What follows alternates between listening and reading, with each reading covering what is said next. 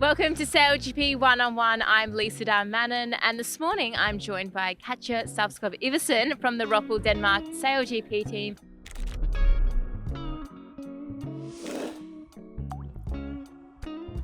Katja, thanks for joining me. Thank you for having me. Now, we're going to talk a little bit about your sailing journey. Obviously, now you're absolutely killing it at SailGP, but back to where you sort of got rocketed into success, I guess, is back in Rio at the Olympics, winning a bronze medal. What was that like? Yeah, good days. Back in the days where everything was more chilled, I would say. Rio is an amazing city, and thinking back of it, it was just one big party, right? I mean, it was Rio. What could you expect? Exactly. It was great sailing, tricky sailing though. Do you think that campaign for you really set you up for where you are now? Yeah, I think having an Olympic paint just sharpens you. It was, at least 5 years where you were fully committed to something, and the only purpose was to go out on the water and develop, but also to build the campaign around being on the water. So we had to find the sponsors, we had to arrange everything ourselves, and kind of there's so many things outside of sailing that just to get you to the start line. Exactly. And it just grows you. Being a sailor is so much more than the sport. It's everything around. And I think that's important to grow you as a person, because then coming here, you are so much more responsible and aware of everything. And so I think those 5 years was very determining for where I am now. And I guess to women in professional sailing, it's kind of like, I don't know exactly when you stopped Olympic sailing, but I mean, I guess you were quite fortunate with the timing of the Women's Pathway program coming in and being able to jump into that with ROCKWOOL and then now being part of the team. Maybe talk us through like that journey and those moments where you were like, this is something really cool that I want to do. Yeah. I feel super lucky sometimes. Like, is this really happening for me? I feel like I'm just, taking one opportunity after another. But because also the 49er FX came right the good time, right the good time before, because there weren't that many women Olympic spots, I guess. Like, they introduced the FX and the mixed NACRA, and now they got the mixed 470. But before that, you were like, I was selling the 29er, and I was selling it with a guy, and he was so looking forward to sell the 49er, cool boat, and I was like, there's nothing in the Olympic program for me, so I'm probably gonna stop sailing when I'm 18. And then suddenly I turn 18 and the 49er FX is there, and I take that and go all into that, and it's kind of the same thoughts I had in that period. Like, this is great, but I probably have to go take a degree, and because I can't live. What am I going to do after? There's nothing after for me, and then I stopped selling the 49er FX, and SailGP comes along. So having It's like the right place at the right time, but you took the opportunity. Exactly. I feel super lucky, but it's also about taking that opportunity. And when the Women's Pathway program came in, the Danish program had quite a significant sort of selection process. Is that correct? Like, did you actually all go sailing on boats and have to get through certain stages to get on the F50? Yeah, there was some process going on there. It was all while Corona, so it was a bit weird as well. Having, like, I was home and I was locked in at home, and then suddenly had to go on an airplane and go somewhere, because there was a selection. We were 6 girls selected in Denmark, go to Quiberon, France, and then we went sailing in an ETF and in the Wasp, and we did all kind of team exercises where we had to communicate and work together, and it was actually a really fun camp again, because we'd been alone, like, for ourselves due to Corona. And then you all get to go together, and I imagine like you all grew up sailing together as well. Exactly. Like, so it was good friends of mine. So that was a cool process. And then you never, in those situations, I really wanted to be selected, but the other girls were just the best sailors in Denmark as well. So I didn't. And you've got some good sailors in Denmark as well. We got some good sailors in Denmark, and all of them, like, we were so on it that weekend.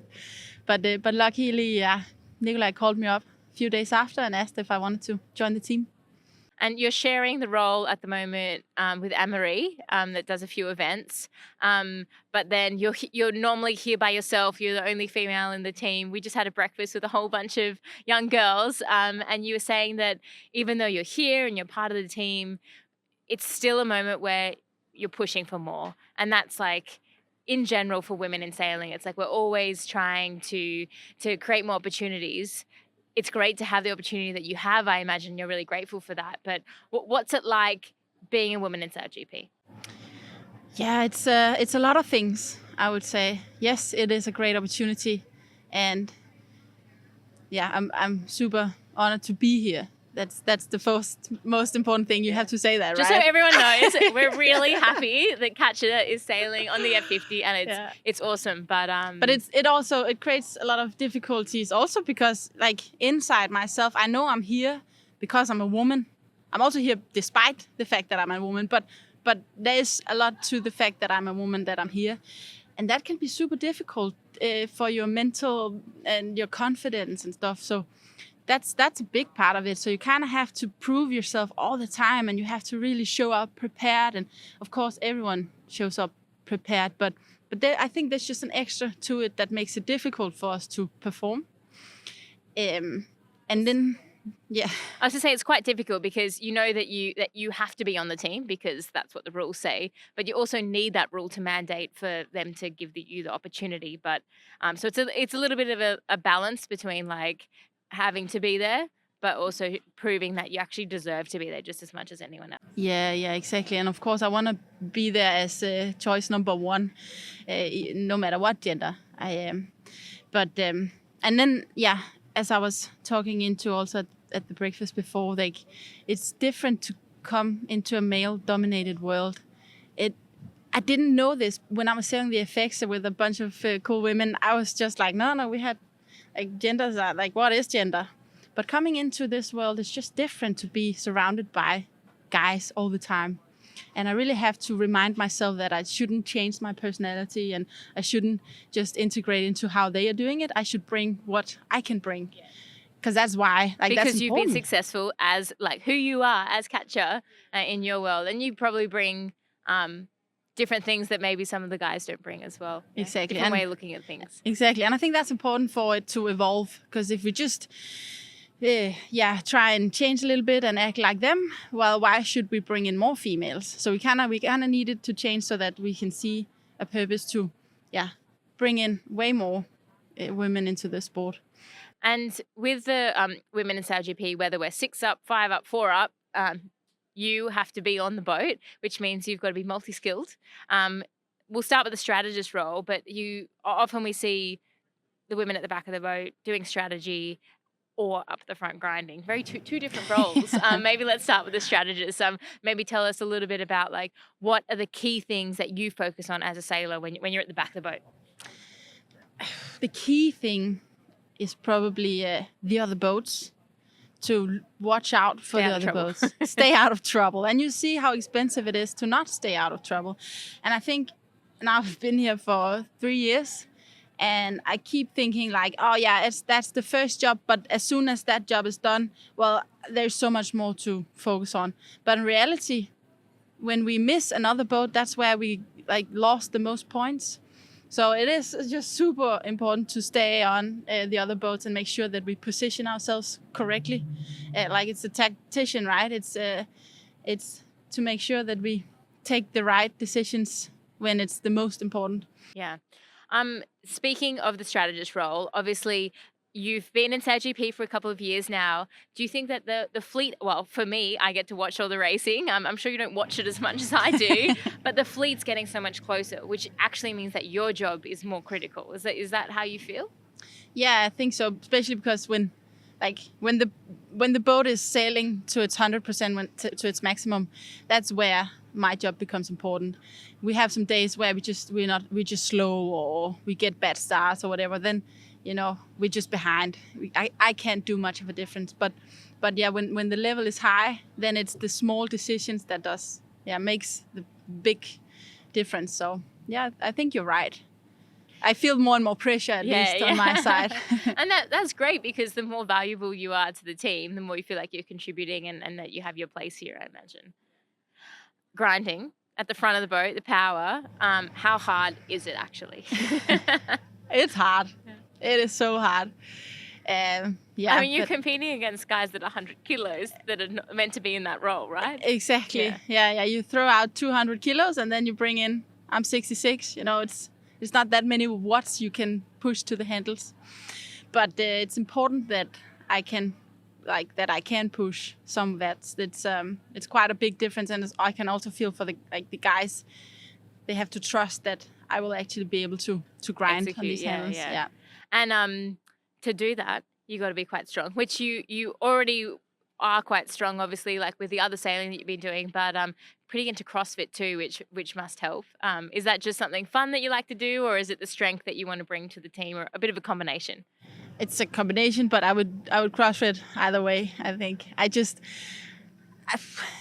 being a sailor, you have to take so many hours in the gym, and I need to find a fun way to do it. I think it's the most boring thing to just lift weights and build muscles. So I need to do it in a fun way, and CrossFit is a fun way for me, and also efficient. So that's mainly why I'm doing How it. the handstand walk's going? Yeah, handstand was going, but I still have I want to get walk up the the stairs. Yeah, It's looks hard. really hard. Yeah, I've been doing a few CrossFit classes, trying to get into it, but I go to one class and I can't walk for like 4 days after. But you know, we're getting there. One day I'll be at your level. It takes out the fun when you can't walk for a week. That's true. But it's cool, like the community thing. I think obviously training with other people in the gym is fun, whether it's CrossFit or anything else, like having other people to train with. Because in sailing, you see the pinnacle, you see the podiums, you see you guys ripping around at 80 kilometers per hour, but you don't see all the hard work in the background. But it's nice to be able to do it with other people. Exactly. And as a sailor, I mean, it's social and fun when you are away, like this event. But then when you're at home, if you don't have any event or don't have any activities, it's quite lonely, and you don't necessarily see people every day. So having that community is quite important for me, actually. And do you do any competing in CrossFit? Is that something that you'd want to do? I do a little bit, and it's so much fun. Yeah. That's cool. Pretty driven person. Talking about team environment, the Danish team, you guys look like a little family, all look like you get along really, really well. Everyone, really humble team as well. Looks like a nice team to be involved in. What's it like from the inside? It is a nice team to be involved in, for sure. And one of our core values are actually friendship. So I'm glad that you can see that from the outside as well. So definitely we spend a lot of time to make sure that we have a good environment and that we talk together about something else than sailing as well. I think that's important. And that's hard though, right? It's hard because everyone. I find especially with sailing with men, it's hard to not just talk about sailing. I think women are a little bit better at talking about other things. Yeah, also because in my team then it's about cars if it's not about boats. Okay. I don't know what's better. Do you think that sort of connection that you have has helped you guys be really consistent throughout the season, you know, bouncing back from difficult times and things like that? Having that team that is so tight-knit is what sort of gets you through? Like if we look at other teams, obviously the Australian team, the New Zealand team, they've been together for a very long time. Do you think you've got to have all 6, 7, 8 people part of the team and all your support crew that really believe in each other? Yeah, I think so, especially when you have a bad event. You need to lift each other again, and you need to build as a team again. If you were alone, I mean, I think if I would have been on my own, I would have gone, then it's not worth it, right? But if you're a team that can get together and say, okay, we f***ed up this time, but we're going to do better next, and make sure that, you get stronger, I think that's super important.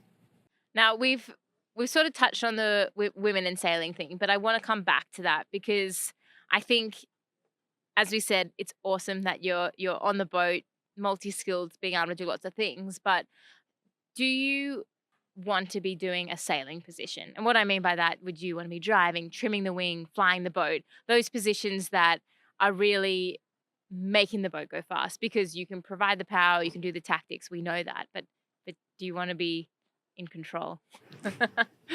Yeah, I want to be in control. Yeah, well, this F50, it's so much fun to sail, and I love learning new skills, and I believe that I am a good I'm a good driver. I'm also a good wing trimmer.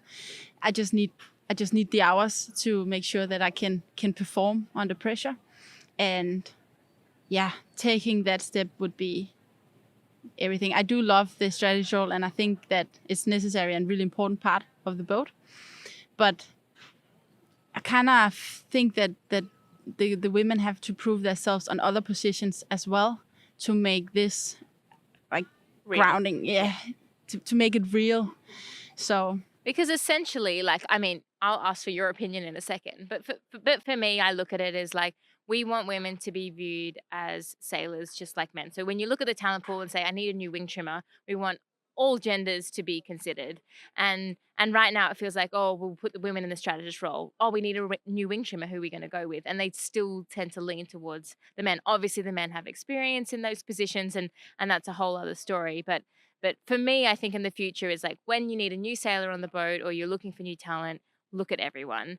And for me, that is what I see equality looking like. Where best person that you can have, give them a go. If they do a good job, exactly, let it roll. But for you, what would sort of equality and what was the future of women in SailGP in your eyes? If you were the conductor. If I was the conductor, the issue is I think you need to make the rules. I mean, none of us have had enough time on any other positions to go on the roll and race. So we need some kind of rules to make sure that the pool is getting bigger. So when that we are looking for a new wing trimmer or reserve wing trimmer, that we have a bigger pool of people, or if the driver that is not only Nathan that can take over the wheel, we have to increase the pool of people that we can choose between, because that will increase all our levels, also Nathan's level. Time. We need the training time. So and that all goes back to money. We need to find some money to make us get that chance. There was quite a good initiative. I think you had two training days where it was pretty light. I think you were in the Middle East, but the Swiss team and is it the British team lent out their F50 for all women, like for a full women's training session. Obviously it was pretty light, so you probably didn't get the full experience. But do you think things like that are super critical to the development of all women in the league? Yeah, I think those initiatives are critical also to just take the first step. It was a small step. We were half an hour or less, and there was no wind. But it was a good first step. Unfortunately, nobody really followed up on that. I can't even make my own team follow up on that.